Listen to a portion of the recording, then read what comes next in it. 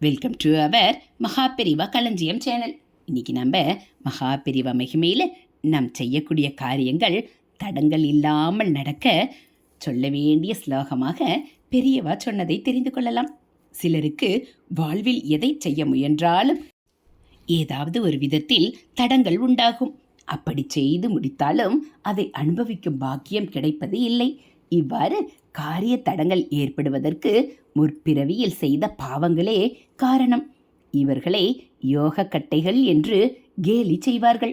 முற்பிறவியில் நல்வினை பயன் இருக்குமானால் இப்பிறவியில் செய்யும் எல்லா செயல்களும் வெற்றியை தரும்.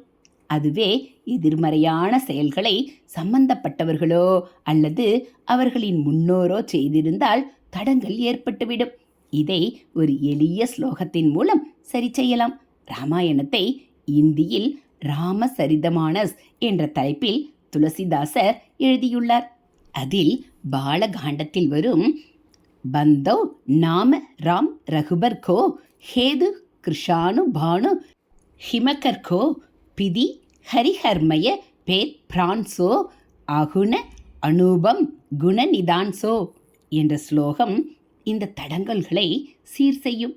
இதை சொல்ல முடியாதவர்கள் அதனுடைய பொருளை சொல்லலாம். ரகுநாதா, உன் நாமத்தை வணங்குகிறேன்.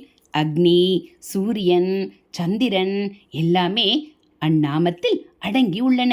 ராமநாமத்தில் பிரம்மா, விஷ்ணு, சிவன் ஆகிய மும்மூர்த்தியின் அம்சங்களும் உள்ளன.